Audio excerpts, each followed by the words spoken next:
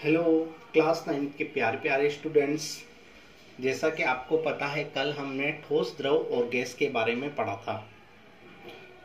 आज हम पार्ट 1 हमारे आसपास के पदार्थ के अंदर ठोस, द्रव और गैस के गुणधर्म के बारे में पढ़ेंगे। क्या क्या गुणधर्म होते हैं ठोस, द्रव और गैस में।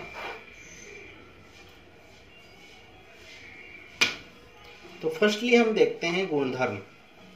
ठोस, जैसा कि कल हमने पढ़ा था कि ठोस के कण पास पास होते हैं, अतः इनका आकार कैसा होगा, निश्चित होगा। जबकि द्रव के कण थोड़े दूर दूर होते हैं, अतः इनमें क्या होता है कि पात्र के अनुरूप इनका आकार ढल जाता है। जैसे कि अगर मैंने पानी को भगोनी में डाला तो उसका आकार भगोनी के जैसा हो गया, और अगर उसी पानी को मैं जग में डालता हूं तो उसका आकार जग के अनुरूप हो गया। तो आकार कैसा होता है द्रव का, पात्र के अनुरूप। ये डिफरेंस आ सकता है आपके एग्जाम में। और गैस, गैस जो होता है उसका आकार अनिश्चित होता है, निश्चित नहीं होता है। ठीक है, अब मैं आकर्षण बल की बात करूंगा। तो देखिए, हमने कल बताया था कि ठोस, द्रव, गैस सभी पदार्थ किससे बनते हैं, छोटे छोटे कणों से। तो ठोस के कण इतने पास पास क्यों होते हो, हमारे अंदर प्रश्न आना चाहिए कि ठोस के कण पास पास होते हैं। कल सर ने बताया था, तो ठोस के कण पास पास क्यों होते हैं। तो उसका कारण यह होता है कि ठोस के कणों के बीच में आकर्षण बल अधिक होता है। क्या अधिक होता है, आकर्षण बल अधिक होता है। एक दूसरे को खींचने की पावर अधिक होती है।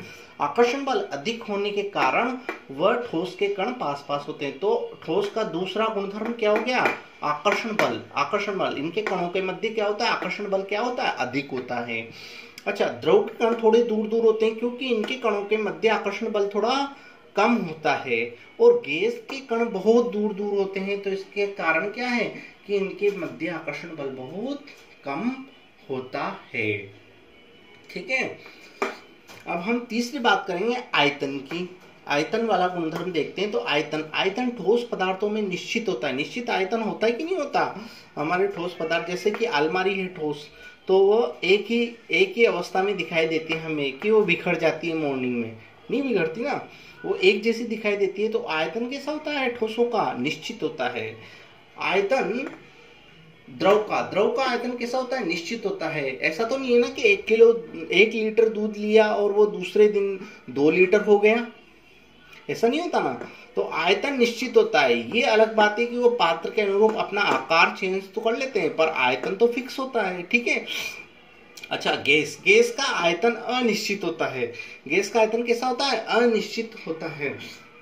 यह इसकी परिस्थिति पे डिपेंड करता है। अगर इसको हीट दिया जाए तो आयतन बढ़ जाता है, घट जाता है, इस तरीके से इसकी विशेष परिस्थिति होती है। ठीक है, तो गैस क्या होता है, आयतन अनिश्चित होता है। ठीक है, तो ये हमने ठोस, द्रव और गैस के गुणधर्म देखे। ठीक है, अब मैं बात करता हूँ संघनन।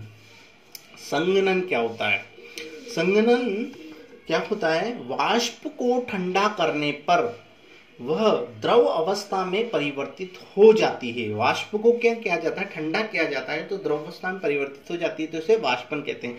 आपने अपने घरों में कई बार इसका प्रयोग किया होगा कि जब किसी पात्र में पानी को भर दिया जाता है और उसको ढक दिया जाता है तो, और उसको गर्म किया जाता है, तो वाष्प बनती है। देखा होगा आपने, भाप बनती है। और वो वाष्प को अगर ढक दिया जाए तो वो वापस उस ढक्कन के टकरा के वापस ड्रॉप के रूप में वापस इस पात्र में गिर जाती है। तो इस तरीके से क्या होता है, वाष्प ठंडी हो गई इसके टकरा के, और टकरा के ठंडी हो गई, ड्रॉप के रूप में नीचे गिर रही है। तो ये क्रिया क्या हो गई, संघनन। क्या हो गई, संघनन। ठीक है, वाष्प को ठंडा करने पर वह द्रव अवस्था में परिवर्तित हो जाती है, तो उसे क्या कहते हैं अपन, संघनन कहते हैं। ठीक है, दूसरा है शब्द है हिमीकरण। हिमीकरण क्या होता है, तो हिमीकरण को हम अच्छे से समझेंगे। वह प्रक्रम जिसमें ठंडा करने पर द्रव ठोस अवस्था में परिवर्तित हो जाता है, हिमीकरण कहलाता है। जैसे द्रव को ठंडा किया तो वह किसमें परिवर्तित हो गया? द्रव ठोस में परिवर्तित हो गया। तो ऐसा आपने एग्जाम्पल देखा है क्या? आई थिंक जरूर देखा होगा। आपने अपने फ्रीज में प्लेट्स के अंदर पानी को भरा, द्रव अवस्था में पानी होता है, पानी को भरा और वो फ्रीजर में रखने पर पानी किस में बदल गया? बर्फ में बदल गया। तो ये प्रोसेस क्या कहलाएगा? हिमीकरण। तो प्यारे बच्चों, आपको कैसा लगा हमें बताइएगा, और इस चैनल को सब्सक्राइब कर दें, लाइक कर दें, ताकि आपको कंटिन्यूस नोट्स वाइज चैप्टर मिलते जाएं और आपके एग्ज़ाम में गुड मार्क्स आए। Thank you very much.